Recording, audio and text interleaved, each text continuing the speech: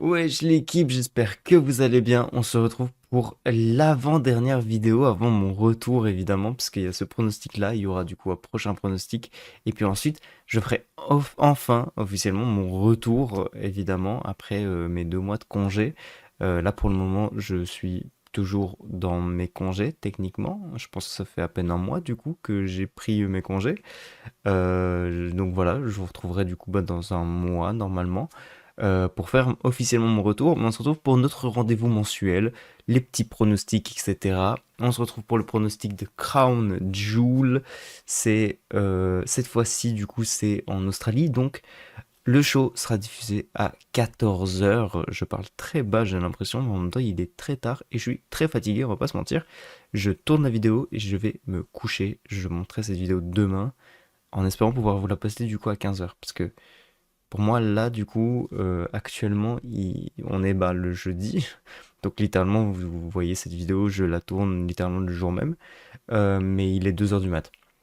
Voilà. Il est très tard. J'ai pas pu tourner avant. Je suis crevé, vraiment. Là, vraiment, je pourrais me mettre dans mon lit et dormir. Mais non, je dois vous tourner cette vidéo-là parce que demain, j'arriverai pas à dormir puis vous la tourner. Donc je la tourne et je la montrerai demain. Donc oui, évidemment, le show il est diffusé à 14 heures étant donné que c'est en Australie. Donc cette fois-ci, samedi après-midi, le petit show, etc. Ça sera bien tranquille, bien clean, etc. Ça va être assez plaisant, on va pas se mentir, avoir un petit show là à 14 heures, ça va faire plaisir évidemment. On va passer évidemment à cette carte qui est très courte, pas beaucoup de matchs, on a l'habitude maintenant, 5 matchs seulement sur la carte. On va aller relativement vite, parce qu'il n'y a pas tellement de choses à dire, étant donné que bah, c'est Crown Jewel, on le connaît maintenant, le Crown Jewel, c'est du coup bah, champion contre champion, c'est un peu le SummerSlam en fait, enfin non pas le SummerSlam, le Survivor Series.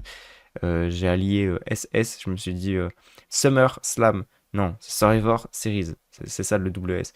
Mais oui, ça reprend du coup les codes du Survivor Series, champion contre champion, pour voir qui sera le Crown Jewel Champions, la fameuse ceinture d'Arabie Saoudite, etc. Tout ça stylé. Sauf que là, on est du coup en Australie. Voilà, rien à voir avec l'Arabie Saoudite, pour une fois. Ça fait plaisir. Du coup, le premier match de la soirée, on a un tag team match féminin. Io Sky et Rhea Ripley contre Asuka et Kairi Sane. C'est pas mal intéressant en vrai l'histoire qui commence à nous raconter, etc. Pour le moment, ça fait plaisir de voir Io Sky et Rhea Ripley en dehors de la title picture, parce que vraiment, je n'en pouvais plus. Voilà, ça me saoulait de fou. Là, c'est bien, on les met en programme d'attente, etc. Ça commence à créer une rivalité, etc., qui est plutôt pas mal en plus avec bah, les Kabuki Warriors, qui techniquement le restent toujours, même si elles ont heel turn récemment. Franchement, je trouve ça plutôt intéressant, plutôt pas mal. Le côté de Asuka qui s'affirme vraiment en tant que heel, et Kairi Sane qui reste un peu entre les deux, qui veut pas abandonner Asuka, donc qui prend ce côté heel, mais qui veut pas non plus abandonner Io, donc garde un peu ce côté face. C'est plutôt cool d'avoir ce mix des deux. Peut-être du coup que là, à Crown Jewel, Kairi Sane va vraiment embrasser le côté heel, ou bah, va tout simplement en fait enfin, reprendre le côté face, etc. Et rejoindre du coup Io Sky dans ce combat-ci. Je pense sincèrement que non. Je pense que les Kabuki Warriors, en vrai, c'est 1000 fois plus stylé. Donc je pense que Kairi Sane va embrasser son côté heel. Pourquoi pas le faire à Perth? Ça peut être intéressant, ça peut être cool en vrai de vrai. Maintenant, sincèrement, il y a quelque chose qui rentre plus en jeu que la story, elle est intéressante. C'est Rhea Ripley. Elle est australienne. On est en Australie. Évidemment qu'on va faire gagner Rhea Ripley devant son public, c'est pour ça qu'elle est là, c'est parce que c'est son public, c'est chez elle. Donc évidemment que je vais donner une victoire du coup à Rhea Ripley et Io Sky, et en même temps c'est 1000 fois plus logique étant donné que bah, Kairi Sane et Asuka, bah pour le moment c'est pas tellement ça, niveau momentum, niveau star power, c'est pas terrible. Même si Asuka, incroyable, rien à dire. Et Kairi Sane aussi, mais en dehors de la WWE. Mais en face, on a quand même genre les deux grosses dernières championnes. En vrai, surtout les deux grosses championnes de cette année, en vrai. Donc c'est un peu compliqué du coup pour Asuka et Kairi Sane de rivaliser face littéralement à deux titans qui se battaient pour le titre mondial. Non, non, pour le titre WWE Women's. Ouais, non, c'était pas pour le World, c'était pour le Women's. Donc ouais. Ah mais non. Non, c'est pour le World, c'est évidemment pour le World. Ouais, je sais pas pourquoi j'ai bugué de fou. Mais oui, c'est les deux plus grosses championnes de cette année. On peut pas passer à côté.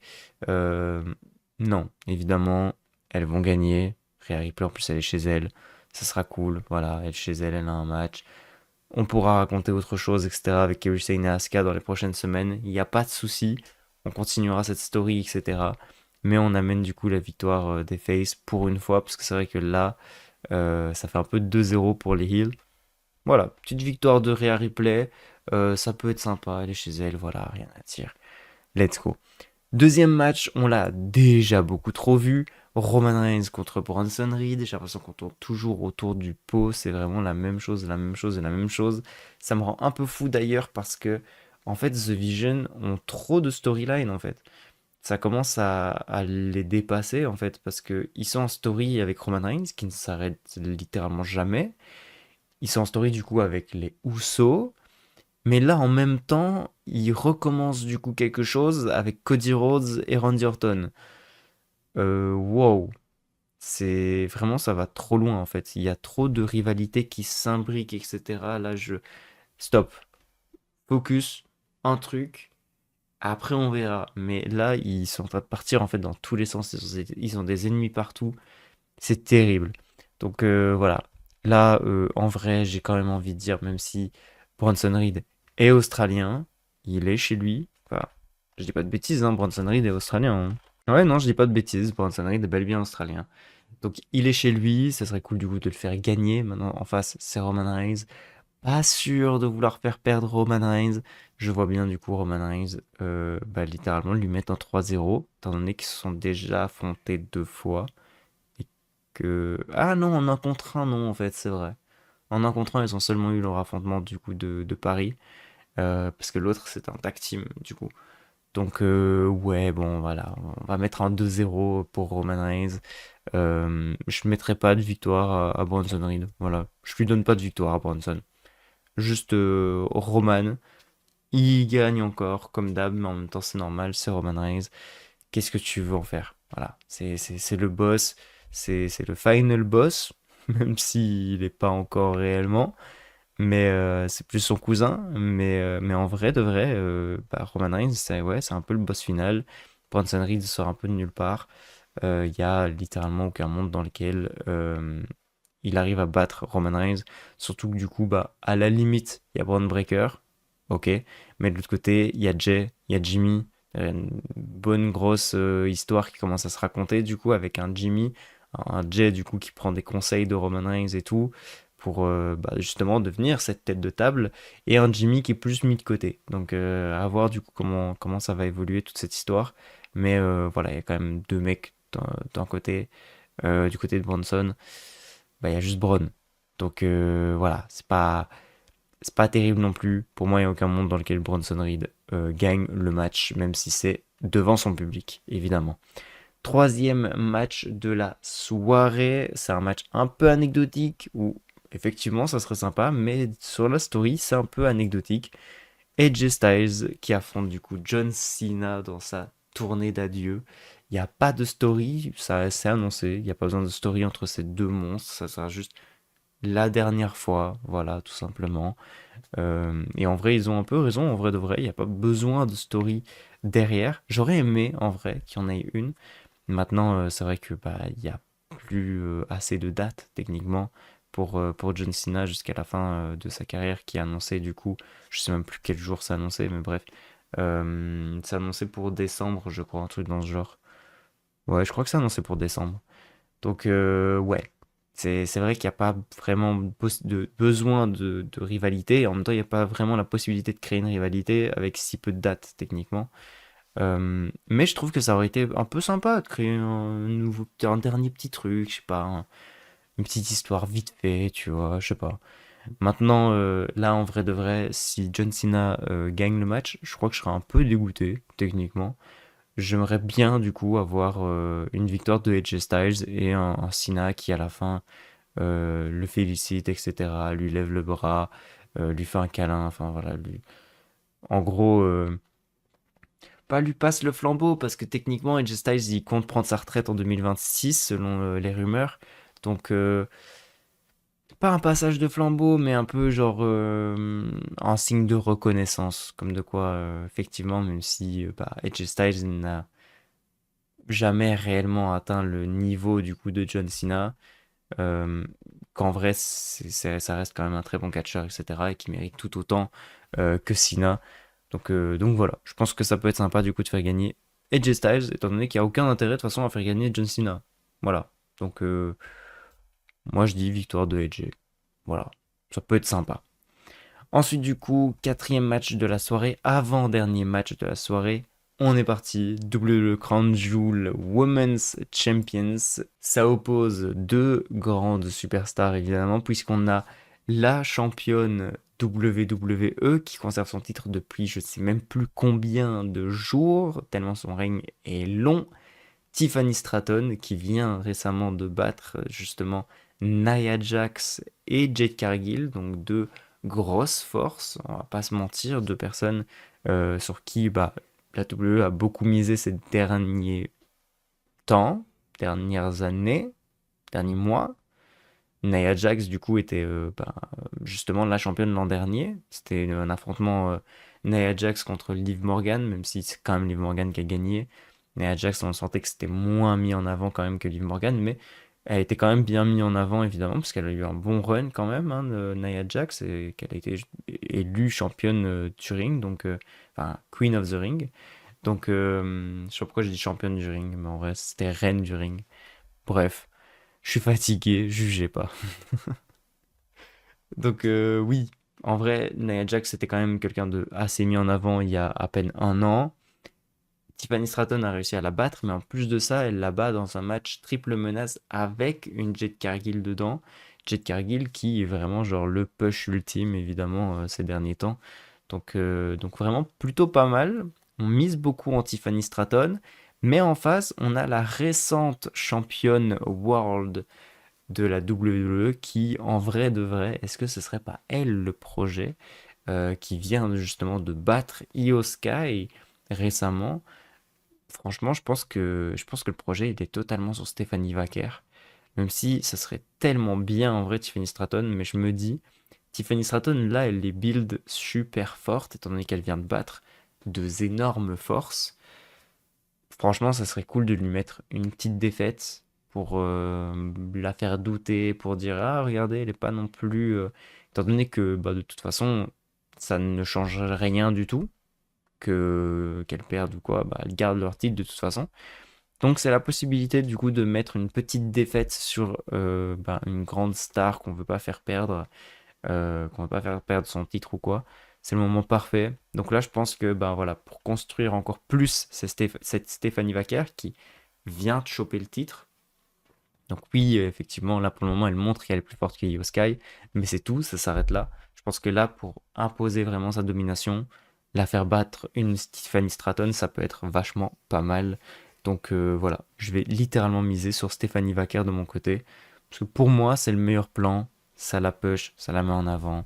Voilà. Tiffany, elle n'a pas spécialement besoin de ça. Donc let's go. La bah, nouvelle championne Crown Jewel, Stéphanie Wacker. Voilà, voilà. Elle succède du coup Liv Morgan. Chaud quand même. Et on finit du coup avec le cinquième match de la soirée qui est ben, le match masculin pour le WWE Crown Jewel Champions. Le champion World Heavyweight Seth Rollins face du coup au champion WWE, le champion Undisputed Cody Rhodes. C'est assez compliqué parce que du coup pour moi j'amène toujours le même scénario du coup que le côté féminin. Tu peux du coup bah perdre un match sans vraiment perdre ton titre, donc sans que ce soit vraiment problématique. Cody Rhodes, il vient de le perdre il n'y a pas très très longtemps face bah, à WrestleMania, face à John Cena. pour le récupérer du coup à SummerSlam. Depuis, il a défendu son titre seulement, je crois, face à Drew McIntyre. Je crois que c'est sa seule défense du titre en fait. Donc, en vrai de vrai, il reste encore un peu tangible, le Cody Rhodes. Faut pas besoin de montrer qu'en vrai il est battable ou quoi. Justement, je pense que c'est plutôt l'inverse. Seth Rollins, bah, il chope le titre du coup grâce au cash-in. Donc techniquement, ça ne met pas sur un level de waouh, il a battu CM Punk, étant donné que bah non. Et en plus de ça, Seth Rollins, il vient de subir une défaite il n'y a pas très très longtemps non plus, bah, lors du dernier PLE en fait, avec Becky Lynch face à CM Punk et Jelly. Donc en vrai, les deux sont un peu en quête de momentum, les deux sont un peu en quête de bah c'est moi le meilleur champion, etc. Donc ma théorie en fait que je mets sur à chaque fois, elle peut pas fonctionner du coup sur ce plan-ci, étant donné que les deux sont un peu en quête de momentum. Je pense que ça serait très joli pour l'histoire que Seth Rollins prenne un point dans cet énorme combat, parce que Cody Rhodes est en 3-0, littéralement. Ça serait cool que Seth Rollins prenne enfin un point, qu'on montre du coup bah, qu'effectivement il est sacrément dominant et que c'est pas juste bah, du coup un trouillard, etc., qui en fait se trouve à perdre face à CM Punk et Jelly ou qui a besoin du coup d'un cash-in pour devenir champion. Il faut vraiment du coup venir imposer tout ça. Maintenant, en vrai, est-ce que la WWE voudrait pas juste miser sur Cody Rhodes, il chope deux bagues? En vrai de vrai. Est-ce que ce serait pas un kiff pour eux de se dire, bah Cody, en vrai, c'est le boss, tu le fais choper les deux bagues, en vrai, c'est pas déconnant en soi, tu vois. En vrai, je serais en mode, bah ouais, voilà, c'est le chouchou, il y a rien à dire, évidemment. Maintenant, en vrai de vrai, moi j'aimerais tellement que ce soit Seth Rollins. J'aimerais tellement miser sur Seth que Seth il montre un peu que voilà, c'est pas parce que il a été faire le petit rigolo là avec CM Punk que ça reste un champion tangible. Le mec est trop fort, etc. Il a réussi à battre Cody Rhodes, même s'il tricherait évidemment. Ce côté de il arrive quand même à venir battre Cody Rhodes.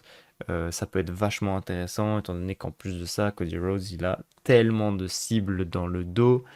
Il peut avoir du coup bah, toujours le Drew McIntyre qui a l'air de partir dans une rivalité avec Jacob Fatou, mais voilà, on ne sait jamais. Tout peut arriver en réalité.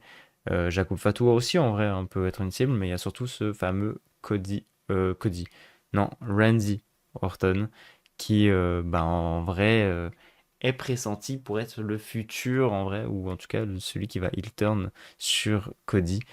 Donc, ouais, en vrai, il pourrait avoir pas mal d'adversaires qui pourraient venir bah, le bousiller en fait sa victoire.